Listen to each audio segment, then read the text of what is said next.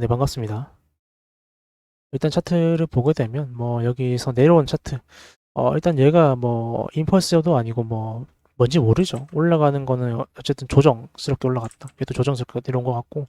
다만 이 조정이라 해서 무조건적으로 장방으로 올라가는 건 아닙니다. 예, 조정도 추세가 될 수 있다는 관점을 가져가야 되고, 그러면 이제 이 조정이 추세가 될 수 있는 어떤 생명선 구간들을 좀 체크를 하면 이런 A저점들 좀 위주로 볼 수 있겠죠. 그래서 이 구간들에 대한 저항이 발생해야 된다라고 했었을 때, 이 자리가 마지막 A저점에 대한 A저점 구간이구나. 그래서 여기가 올라갈 때도 여러 번 저항이 나왔었던 구간들에 대한 A 고점 자리, 이런 구간들에서 확인할 수 있기 때문에 이 자리에 저항이 나오면 차트가 빠질 수도 있겠다 생각해야 되는데, 다만 지금의 매매를 할 자리가 있었을 때는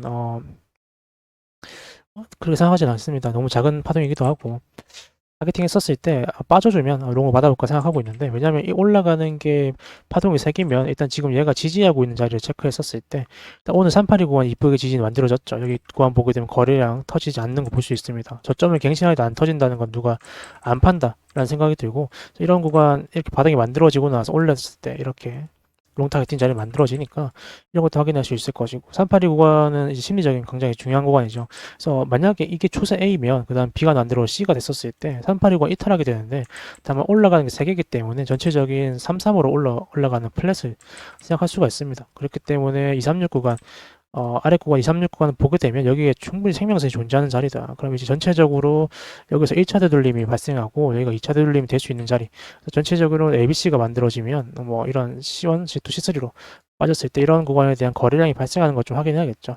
거래량이 여기서 안 터지고 있기 때문에 여기서는 터져줘야 되고 마무리까지 확인하는 게 좋겠다. 그래서 여기서 무작정 매매를 들어간 것도 괜찮은데, 전체적으로 이제 여기가 편입비가 괜찮으니까, 아니면 낙인하고 매매하는 것도 괜찮은 거 보입니다. 그래서 이거에 대해서는 취향 차이인 것 같고, 개인적으로는 확인 매를 좀 좋아하는 편이다 보시면 될 것 같고, 저는 확인 매를 할 것 같습니다. 그래서 이런 ABC가 만들어지면 전체적 이런 ABC가 되는데, 그래서 지금 보게 되면 이 하락 추세에 대한 되돌림에 대한 기간이 좀 짧다라는 관점이죠. 그럼 이제 충분히 이런 형태로 올라가고 리테스트를 한다 했을 때 이 자리가 이전에 대한 첫파동 A 저점이다 확인할 수 있습니다. 이런 구간까지도 되돌림이 올 수 있으니까 우리가 올라간다 했었을 때 이런 구간 매집을 하게 되면 이전 A 저점 그리고 이런 구간들에 대한 분할만 팔아주기만 하면 될 거라는 생각이 좀 듭니다. 그래서 현재 보고 있는 건 여기는 아직까지 박스가 어느 하나 깨지지 않았다 생각이 좀 들어서, 매매를 하기 위해서는 어느 구간이든 되돌림이 좀 나와줘야 될 거다 생각을 좀 하고 있고,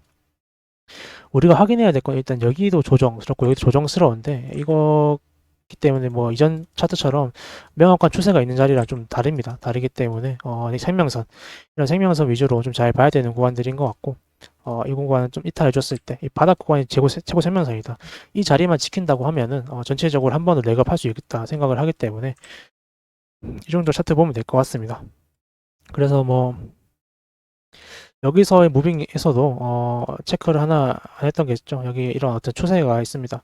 이런 추세 라인에 대해서 반등한다 했었을 때 이만큼 되돌림이 오고 나서 반등을 해서 1대1 멈추게 되면 여기서 이제 눌리면서 매매를 한다? 이건 좀 이상한 것 같더라고요. 제가 이쯤 차트가 올라와 주는 거 보고 눌리면 매매를 할 거냐 했었을 때 이런 ABC가 너무 눈에 띄고, 여기가 이제 이전 추세 라인에 대한 되돌림 저항 자리다라는 점을 확인할 수 있기 때문에 그 다음 ABC가 떴습니다. 떴지만 그 다음 A저점을 못 뚫는 무빙 우리는 확인할 수 있습니다. 이런 무빙을 확인하면 어쨌든 이 한 파동만큼 이제 더 빠지는 차트가 만들어지니까 전 A저점 구간들에서 이제 단타로 진행해볼 만한 매매라 생각이 들고, 이후에 이런 구간들 다 깨졌으니까 그럼 이 추세에 대한 이 조정에 대한 추세일까 했었을 때 중요한 A저점 구간들에 대한 저항이 발생하겠죠. 근데 이런 구간들에 대한 저항이 발생할 때 우리는 이쁜 ABC나 플랫이나 뭐든 만들어줘야 되는데, 이렇게 올라가 버리게 되면 매매를 못합니다. 그 다음에 발생하는 게 이런 지그재그 확인할 수가 있고, 그래서 지그재그에서도 롱타일 가능한 구간이긴 한데, 여기서는 이제 매매를 한다 했을 때 너무 작으니까 트라이 안 했을 것 같기도 하고,